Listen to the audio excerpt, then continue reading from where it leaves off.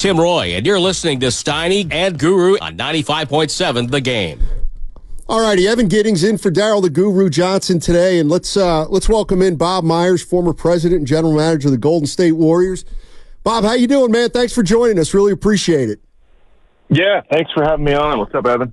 What's going on, Bob? Yeah, they Not much. So Steve Kerr's been here 10 years, Bob, and we kind of are going to look back at his tenure. And the one thing where I want to start is, you know, when you guys moved on from Mark Jackson to Steve Kerr, you went from a coach who had no experience to another coach who had no experience. And looking back, you know, that was a gutsy move. And I'm just curious, how much discussion was there inside the building about hiring another coach without experience and the gamble it might be? Well, I'll answer that, Steiny, but did I miss my, I think we're kind of buddies, you and I. Sure. Did we not do a 10-year anniversary for me? What happened there? Get him, Bob. Evan, did we do a segment, like at least a 5-minute segment? You know, Steiny, nothing? I think we may have. When did you get here? We might have done that 2 years ago, right? Yeah, I know. You're right. I just missed it. I think I missed it. Look, your question's a good one. I think that might have been the most critical decision we made. For many reasons. Hiring a guy in the same kind of role, in the same kind of image that we had before, meaning a guy that hadn't coached at any level. And many times when you hire a coach or fire a coach, you actually overcorrect. You go from a guy that doesn't have a lot of experience to a guy that has a ton of experience, or a guy that's player-friendly to a tough coach that holds players accountable, so to speak. So, yeah, in that vein, a little bit of against the grain, contrarian model of saying, you know what, we're going to do the same thing again and hope to upgrade there. Hard for many reasons. One, because Mark really did do a good job. And when Joe and I have talked about it, Mark deserves a lot of credit. And I could give you some of the reasons. I mean, he got us defensively. He got the team to believe in a defensive mindset. I think he gave Steph and Clay a ton of confidence. People were scoffing at his best backcourt in the world, best shooting backcourt ever. And he was right. And now people say that and go, of course they are. But when he said it way before everybody else. So deserves credit for that. And then we thought at the time we could potentially upgrade with Steve more offensively, which I heard you guys talking earlier. You touched on the idea was, could we get a little bit more ball movement? And Steve, coming from the Spurs, coming from the triangle, we thought after meeting with him as well, he had ideas around that. But the hardest thing beyond all of those reasons were the players wanted Mark Jackson to stay. And in this era, and the NBA, the power of an NBA player to go against the wishes of your most important players, that was the biggest risk, I think, in making that decision, because a lot of the players, Mark was beloved to them, and they wanted him to stay. And we as an organization just had to do what we thought was the right thing for the organization. Well, Bob, off of that, I mean, how did you sell Steph on someone like Steve Kerr? Because I remember listening back to your press conference, and you discussed how Kerr had always been associated and is still associated with winning at every single level that he's been at. But was that the selling point to someone who had felt empowered and elevated by someone like Mark Jackson? How did you sell the franchise on the new head coach? I don't think we did. I think, Evan, I don't know that Steph wasn't choosing the coach. I mean, the brilliance of Steph beyond what he's done on the basketball court, he's the best partner a GM or owner could ever ask for, in that he trusted us, myself, Joe, until we gave him a reason not to. And that's the most you can ask for from a star, because the distrust often happens before it should. And for Steph to say, okay, that's not my job, that's your guy's job. And he obviously had great things to say about Mark, and Mark helped elevate Steph and put him on his way. But Steph wasn't a conversation where you need to go do this, you need to go hire this guy, or I don't like that guy. That wasn't the situation. It was more of, okay, if you think this guy's the right guy, then I will support that, and let's see how it goes. And obviously the rest is history. But I don't know, Evan, that we said, who do you want? Or this is the best guy and this is why. Because anytime you hire a coach, to be honest, guys, you're kind of just guessing. I mean, I wish I could say you know. Right. You don't know. I mean, you guys have been around sports for a long time. You don't know. You have an idea. We thought Kerr would be great. We thought Mark would be great. And both were for different reasons. And Steve obviously is still doing what he's doing. So, yeah, it's a tough one. I mean, hiring coaches, I think many GMs, when I went through it, because when I was an assistant GM, Larry Riley was the GM, and we went through all the interviews and ended up hiring Mark. And then when I was actually the GM and we went through the process and hired Steve, many other GMs were saying this is the most important organizational decision you will ever make is your coach. And I didn't quite, I understood it in some respects, but I always thought, well, it's not the coach, it's the player. I mean, the most important decision is let's get Curry, let's get him some help. But I do understand the power of the coach, obviously better now having gone through it with Steve. Bob Myers joining us on 95.7 The Game, former president and general manager of the Golden State Warriors. Let me ask you this. After you guys won your first title, Steve goes in for back surgery, and there's a complication. And I almost had forgotten, but he missed the first 43 games of the following year, and Luke Walton coached. And the one thing now looking back on it, Bob, that I remember is Steve did not really want to bring attention to it. Can you shed any light on kind of how serious that was and how worried you guys might have been about his status? Really worried. I mean, as a friend, as a human being, worried because Steve, I think you guys have been around Steve long enough, covered the team to know how much of a fierce competitor he is. So for him to not be able to coach, and he loves coaching. He loves it. He will tell me and anybody else that he feels more authentic as a coach than any other thing he's ever done, probably including being an NBA player.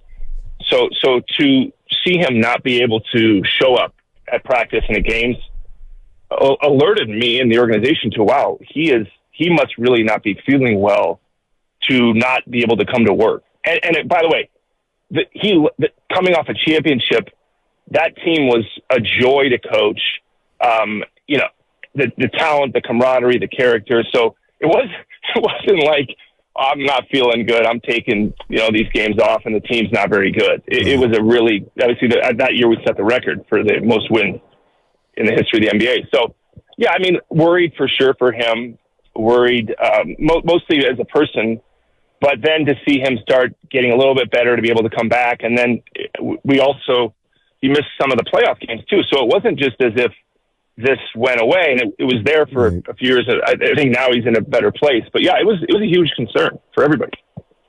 Bob, the first 5 years you and Steve were together were glorious, and you accomplished just about everything possible, took the league, took the franchise into different areas that we didn't know possible. But as Steve Kerr put it, after the pandemic, you guys were in the real NBA, and we've discussed the importance of the last championship you guys won together.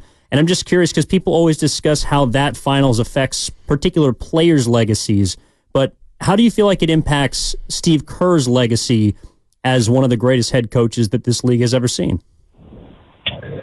Yeah, you guys are better at defining and maybe determining what is the thing that puts players or coaches over the top as far as how they're viewed. I thought 15 was a tremendous year. I thought 16, he did a great job coming off not missing the first half of the season, setting that record. 17, Durant. 18, trying to repeat. You can see what happened with the Nuggets, how hard it is to repeat. Would we have gotten a third title? I don't know. I mean, the injuries, I think we had a good shot if we're healthy to get 3 in a row, which is, you watch the playoffs now and you realize how daunting even repeating is. But to think about the fact that we went to 5 finals in a row is just hard to get your head around. Hard to get my head around, and I was there every day. So 22, for me, I can speak for myself, and I'm sure Steve's been asked, I don't know what he said. I guess what I would say about 22 was, if there was any doubters, and all these people would say about Curry, well, you haven't won a finals MVP, or you guys won because you had Durant, or there's a lot of naysayers. And not that your goal is to quiet them, but I think that shut the door on any criticism for Steve, for Steph, for the organization.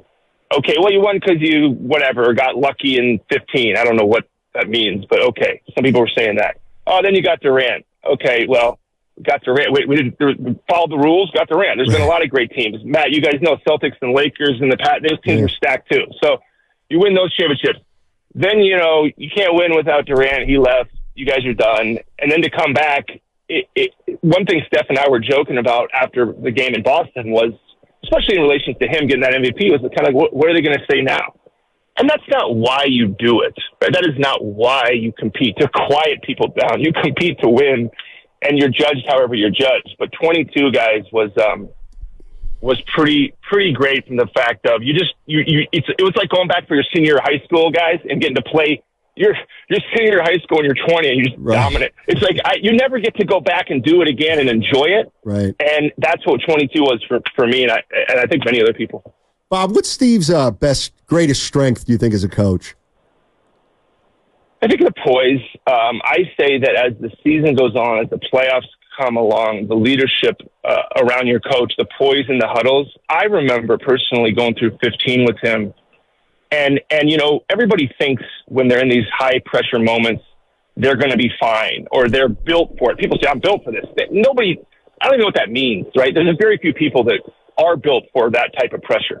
But for me to walk alongside Steve, obviously I wasn't coaching or doing anything, but to see his poise in 15 as having played, this is a guy that hit a huge shot with Michael Jordan passing him the ball. I would have bricked that thing. I would have passed it off. That takes some real guts to do what he did as a player. So for me, and I think the organization, to watch him lead calmly in the playoffs, and I think for players, getting to the finals, everything gets elevated. For players that hadn't been there to look in Steve's eyes in the huddles, in the shoot-arounds, in the finals, there's no one better than Steve, I think, at saying, okay, this is what we're going to do. And you believe him. You believe him when he says things because he's been there. So I'd say that to me, and the strength of character, again, that as a partner for me, if I'm being selfish, I would say that just having someone that I respect and that is decent around me every day it's hard to find. Coaches are different type of dudes. So just to have a really quality person for me was unbelievable. So. Well, Bob, I haven't had the chance to cover the Warriors as long as, say, Steiny here, but one thing that I've picked up over the couple of seasons that I have is how much he's talked about your guys' relationship and specifically your friendship. So I'm assuming you guys are very close, have been since you've worked together, and now with what you're doing. But I'm curious, I'm sure you've discussed all the great things that have happened, and I don't know, maybe some of them get lost. Is there any ever conversations about something or piece of what you've accomplished that perhaps you regret? Oh, man. I didn't do anything. I learned some stuff. One time I asked Mark Jackson after a game in L.A., we ran a play against the Lakers where I think Carl Landry ended up taking a free throw line jumper, and I questioned him after the game, and not in a demonstrative way, but just in a, hey, why didn't we get Curry the ball? And I realized how wrong that was in the moment.